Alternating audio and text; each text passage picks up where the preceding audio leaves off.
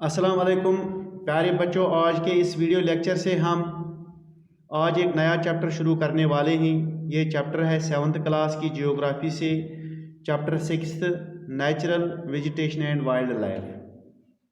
ये एक बहुत ही इंटरेस्टिंग चैप्टर है प्यारे बच्चों। इसमें हम पूरी जानकारी ले लेंगे अर्थ पर पाए जाने वाले प्लांट्स और एनिमल्स की। बहुत सारी नई नई चीज़ें जानने को मिलेंगी, नए नए फैक्ट्स आपको मिलेंगे, आपको कंसेप्ट समझ में आ जाएंगे कि ये सारी चीज़ें किस तरह और कैसे होती हैं। डियर स्टूडेंट्स, हमारा चैप्टर शुरू हो जाता है सलीमाज समर कैंप से। सलीमा एक स्टोरी को रिकॉल करती है। वो हिमाचल ट्रिप पर गई थी, तो जब वो हिमाचल ट्रिप पर गई थी तो सलीमा ने क्या देखा वहाँ हिमाचल ट्रिप पर जाते हुए। उसने ऑब्जर्व किया कि वो जैसे जैसे बस में बैठने के बाद मैं ऊपर चढ़ते जा रहे थे, यानी बस जैसे जैसे पहाड़ों पर जा रही थी, तो उसने क्या देखा कि जो फुट हिल्स यानी पहाड़ जहाँ से स्टार्ट हो रहे हैं वहाँ पर जो वेजिटेशन यानी पेड़ पौधे थे वो अलग तरह के थे। वहाँ की ज़मीन भी अलग तरह की थी, वहाँ बड़े बड़े पेड़ थे। ये सारी चीज़ें इसको वहाँ पर देखने को मिल रही थी। फिर जब एक बार उसकी बस थोड़ी ऊपर चली गई यानी आल्टीट्यूड बढ़ता गया, तो उसने देखा जो टाइप ऑफ ट्रीज़ उसने नीचे देखी थी वैसे पेड़ उसको ऊपर नहीं मिले। क्यों?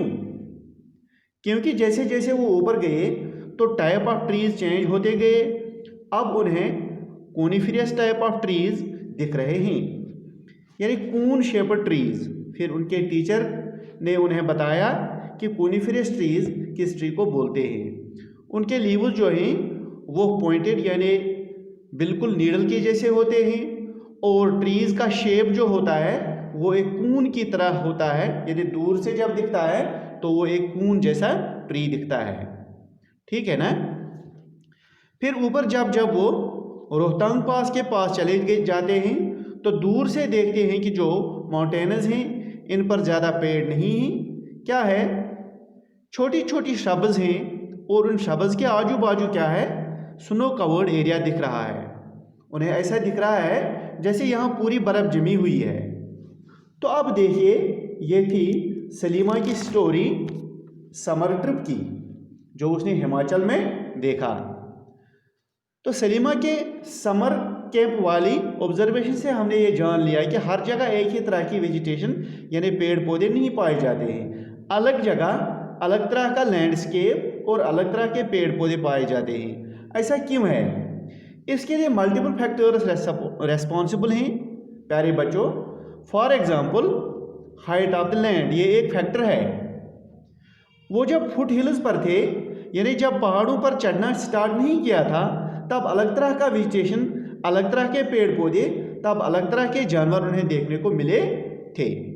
फिर जब वो बहुत ऊपर चले गए तो वहाँ उन्होंने स्नो कवर्ड एरिया और अलग तरह के पेड़ पौधे देखे होंगे, यानी सारी चीज़ें अलग।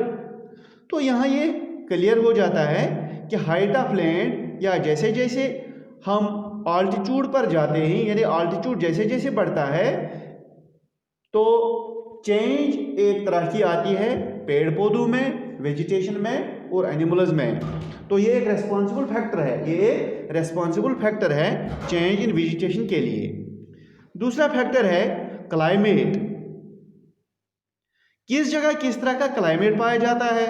हिमालयाज पर किस तरह का क्लाइमेट रहेगा, वहाँ पर ठंडा क्लाइमेट रहेगा, बर्फ़ होगी वगैरह वगैरह। यही क्लाइमेट अगर हम किसी कोस्टल एरिया पर जाएंगे तो वहाँ का क्लाइमेट ह्यूमिड होने के साथ साथ थोड़ा गर्म भी होगा।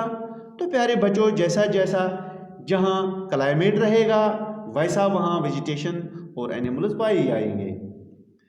नेक्स्ट क्या है, कौन सा फैक्टर है, वो है टेम्परेचर एंड मॉइस्चर, यानी कहाँ कितनी गर्मी है हवा में और कितना मॉइस्चर है हवा में। ये भी एक डिसाइडिंग फैक्टर है कि किस तरह के पेड़ पौधे और क्लाइमेट होंगे। फिर अगला क्या है, slope and thickness of soil, यानी अगर सॉइल कैसी है, फर्टाइल है। अगर स्लोप ज़्यादा है तो बारिश से और फ्लोइंग वाटर से सारे फर्टाइल एलिमेंट्स चले जाएंगे, बह के चले जाएंगे, और ये वाली सॉइल इतनी ज़्यादा फर्टाइल नहीं होगी। इस तरह की सॉइल ऐसे ही पेड़ पौधे ग्रो करेगी जो इस वाली सॉइल में सूटेबल रहते हैं। तो सलीमा के ट्रिप से हमें जानने को मिल रहा है कि natural vegetation and wildlife can be classified into 3 broad categories: forests, grasslands and shrubs. Forests grow where temperature and rainfall are plentiful to support a tree cover. Forest वहीं पर ग्रो करेंगे जहाँ सफिशेंट रेनफॉल के साथ साथ sufficient temperature हो, ताकि एक पूरा ट्री कवर ग्रो करे और फॉरेस्ट बन जाए। तो इन दो फैक्टर्स की बुनियाद पर दो तरह के फॉरेस्ट होंगे, यानी sufficient rainfall and sufficient temperature. ये दो फैक्टर्स हैं। इन दो फैक्टर्स की बुनियाद पर दो तरह के फॉरेस्ट होते हैं, एक डेंस फॉरेस्ट और दूसरे ओपन फॉरेस्ट। जहाँ पर खूब बारिश और खूब टेम्परेचर होते हैं वहाँ पर घने यानी डेंस फॉरेस्ट होंगे, जैसे अमेज़न फॉरेस्ट, वो बहुत ही घने जंगल है। दूसरा है ओपन फॉरेस्ट, वो इतने घने नहीं होते हैं। दूसरी कैटेगरी है ग्रासलैंड्स की। ये वो एरियाज होते हैं जहाँ पर आपको एक खुला एरिया मिलता है और इसमें ग्रास ही ग्रास मिलती है। इसमें बहुत कम पेड़ पौधे पाए जाते हैं, जंगल नहीं होते हैं। These grasslands grow in the region of moderate rainfall, यानी ये वहाँ पर पाए जाते हैं ये ग्रासलैंड्स जहाँ पर आपको मॉडरेट तरह की रेनफॉल मिलेगी, यानी ज़्यादा बारिश नहीं होती है न बहुत ही कम बारिश होती है। हम इसको बोलते हैं मॉडरेट रेनफॉल। तो ग्रासलैंड जो है ये भी दो तरह के होते हैं। एक हो गए ट्रॉपिकल ग्रासलैंड, यानी ट्रॉपिक ऑफ कैंसर से लेकर ट्रॉपिक ऑफ कैप्रिकॉर्न के बीच में जो एरिया पाया जाता है हम उसको बोलते हैं ट्रॉपिकल एरिया।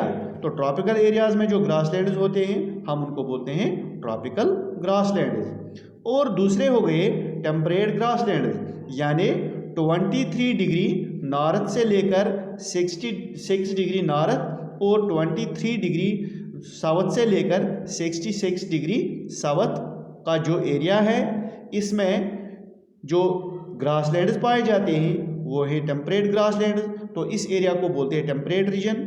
यहाँ का टेम्परेचर जो है वो कोल्ड रहता है।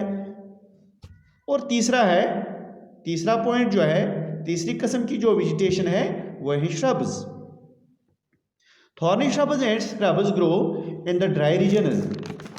प्यारे बच्चों, ऐसे श्रब्स और थॉर्नी स्क्रब्स वहाँ पर ग्रो करते हैं जहाँ पर बहुत कम बारिश होती है, जैसे कैक्टस जो डेजर्ट्स में ग्रो करते हैं। इसके अलावा यहाँ पर कांटेदार झाड़ियाँ भी पाई जाती हैं। ये वो एरियाज हो गए। वेजिटेशन के हिसाब से वाइल्ड लाइफ भी मिलती है।